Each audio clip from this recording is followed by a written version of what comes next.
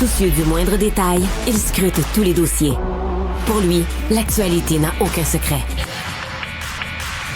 Alexandre Dubé. Après avoir traité Justin Trudeau de cinglé, le chef du Parti conservateur, Pierre Poilievre, à la suite d'un certain échange inspiré du dictionnaire des synonymes avec le président de la Chambre, Craig Fergus, qui l'a invité à retirer ses propos, il a finalement été expulsé. Quelles sont les listes de propos non parlementaires interdits? Ça, c'est toujours intéressant parce que parfois, on s'aperçoit qu'il y a certains mots qui se retrouvent là-dessus. Puis tu dis, wow, vraiment, c'est un mot non parlementaire. Salut, Annabelle. Salut, Alexandre. Écoute. C'est fascinant ce qu'on trouve sur cette liste-là, des fois. Hein? Oui, ça m'a donné envie de fouiller dans ces listes-là parce que, je veux dire, le terme wacko traiter un premier ministre de cinglé, c'est quand même fort de café, là, ça s'était pas vu souvent, je te dirais. Et donc, écoute, le président Craig Fergus, c'est sûr qu'il a demandé à Pierre Poilievre de quitter, il voulait pas, il est parti, et tout le parti suivait avec. Ça, c'est plutôt rare.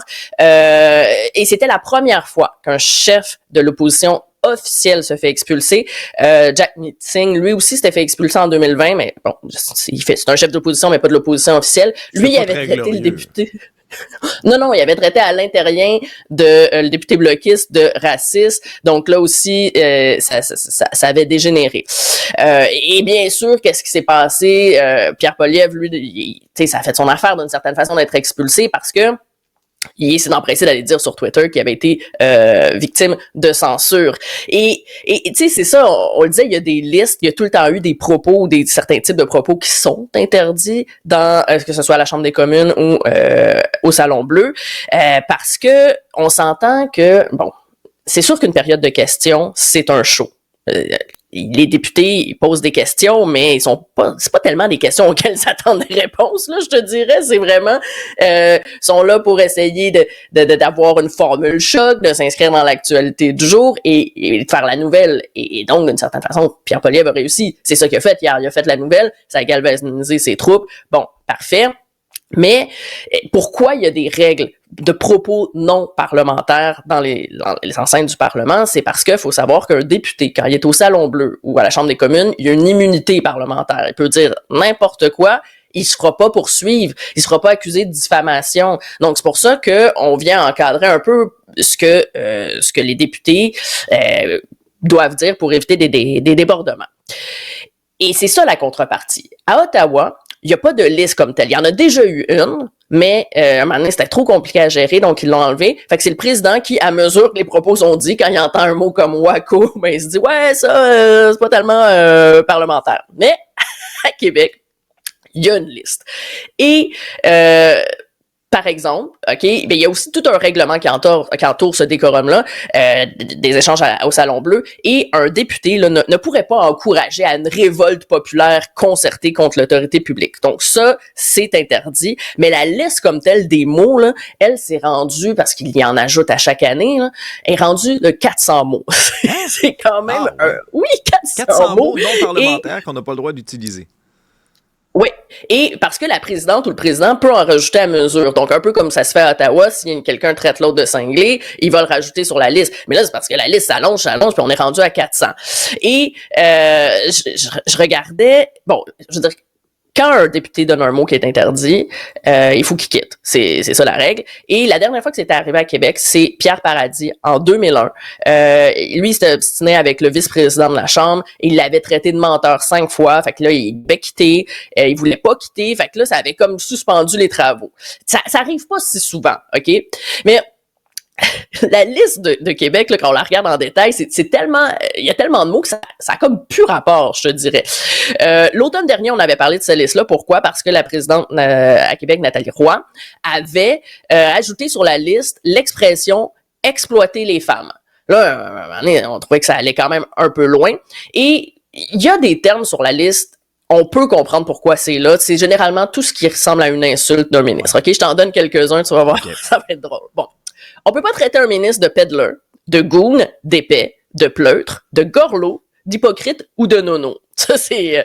mais écoute, moi, mes préférés, c'est non parlementaire. On peut pas traiter non plus un ministre de ding et dong et de deux de pique ou de pitou.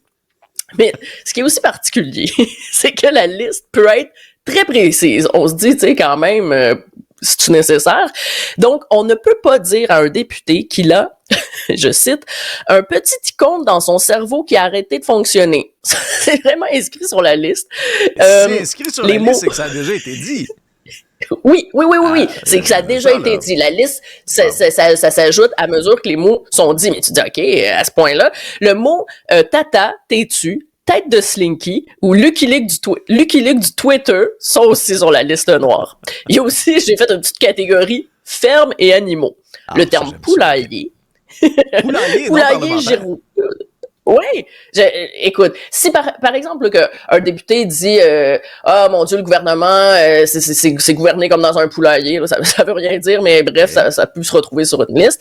Le mot girouette, le mot mouton. Attends, girouette, moi, ça me rappelle. Oui, ben ça, je te dirais que c'est le souvenir le plus éloquent là, de tous ces termes-là, parce que là, on s'amusait à sortir le dictionnaire des synonymes. Là c'était plus une girouette, c'était un vire-vent. Après ça, c'était plus un vire-vent, c'était quelque chose qui indiquait le sens du vent. Rappelle-nous un peu le contexte. Mais de mémoire, là, je dis ça vraiment juste de mémoire, mais c'était Mario Dumont qui s'était fait traiter de girouette par Jean Charest. Et puis, tu sais, c'est ça, les termes, tu disais vire-vent, mais même vire-capot aussi est là-dedans. Donc, tu sais, tout ce qui évoque qu'un ministre change d'idée rapidement au gré du vent, c'est interdit.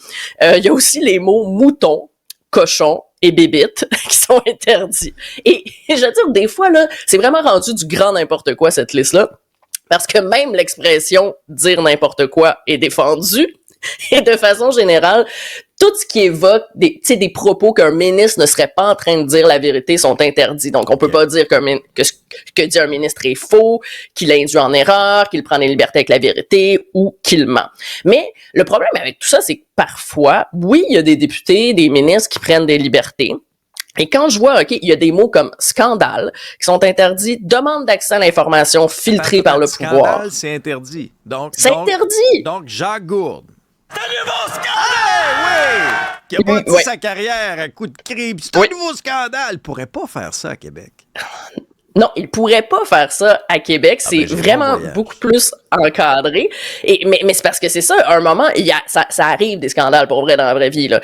Demande d'accès à l'information filtrée par le pouvoir politique. On a vu que ça arrivait. Conflit d'intérêts, collusion. C'est des mots interdits. Et même le mot raciste ou indécent. Mais c'est ça le problème. C'est qu'à un moment donné, il y a quand même des situations où la réalité, c'est ça. Et là, si on interdit d'utiliser ces mots-là, ça devient un peu, on déforme la réalité, et c'est là qu'à force d'interdire des mots, on vient un peu à trop encadrer le débat, ou même à museler d'une certaine façon les députés, surtout de l'opposition, parce qu'on s'entend que c'est surtout eux qui vont attaquer le gouvernement. Mais comment ça marche? Est-ce que Nathalie Roy mémorise les 400?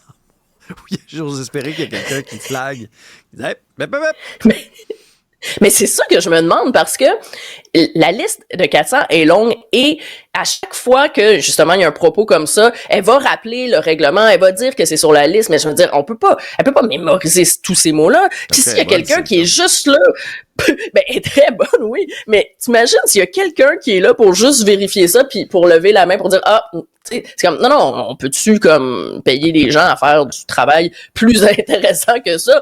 Et justement, je pense que la liste, elle est de plus en plus critiquée parce qu'elle devient trop lourde. Et pour revenir à Pierre Poilievre, je pense que c'est le chef du Bloc, Yves-François Blanchet, qui a bien résumé ça hier, parce que quand il a dit, il a remercié le président d'avoir expulsé Poilievre, il a dit, au nom du gros bon sens, bien sûr un clin d'œil parce que c'est le slogan de Pierre Poilievre, mais c'est vrai au final, c'est le gros bon sens peut être utilisé. Est-ce qu'on a vraiment besoin d'une liste pour nous dire que le mot mouton est interdit? Voyons, dans certaines situations, il y en a des moutons dans la vie, là, au sens propre, comme au figuré.